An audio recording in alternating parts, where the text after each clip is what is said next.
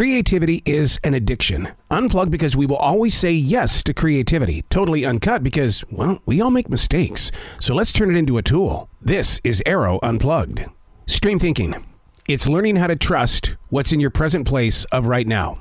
Now, to get there requires some practice. Just one sheet of paper every day, 10 minutes, write about whatever is moving through your presence of what is right now, with absolutely no judgment. Stream thinking sharpens your skills as a listener, as a communicator, and as an activator. Learning how to trust what is right now. This is stream thinking. Today we're reading from July 12, 2023. I remember getting into a deep conversation in the mid-1980s with fellow announcer Hunter Herring about what it's like to live in one city for 18 plus years. He did so in Columbia, South Carolina before moving to Charlotte, North Carolina. That always blew me away because as a teen, I got married, moved to a tiny town, then back to Billings for 3 years before racing to Charlotte, where I was determined to be gone after 2 years of radio airplay. I tried several times to leave Norfolk, Virginia, Phoenix, Charleston, even a tiny attempt to reach San Francisco, but I could never say yes to the markets that were inviting me to become part of their business dream. I've been in Charlotte for 38 years, and people endlessly ask me, why are you still here? It's got to be the forest. Somewhere along the line, I must have made a pact with this collection of trees and all the other living things. What creates that moment where you plant your feet and everything else begins to grow around you? And the reason why I bring this up is because the nation is changing right now.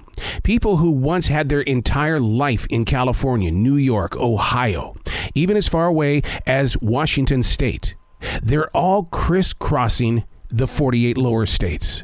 They're all moving into newer areas of growth. All of those family traditions left behind.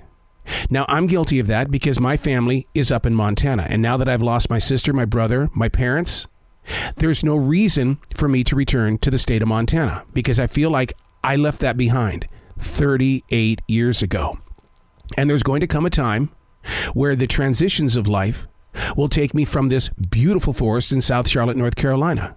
I made a pact to protect the trees because I know what they look like in 1992. I know how beautiful they are right now because we replenished the forest with 1,700 trees and we've taken very good care of this forest. But you have to ask that question, what's next? And maybe it's because I'm 61 and I'm on the opposite side of life now. I'm not the 30-year-old dreamer who saw visions in this forest, and now I want to know how to protect it. And that's what's going on with this nation right now. Are we asking the questions of the family tradition? Is it worth protecting? Or do we pick up and move? Maybe I'll say it this way. Or do we pick up and migrate? That's a big word. That's a hot word. And is it okay to leave your family history behind you? Because I'm very guilty.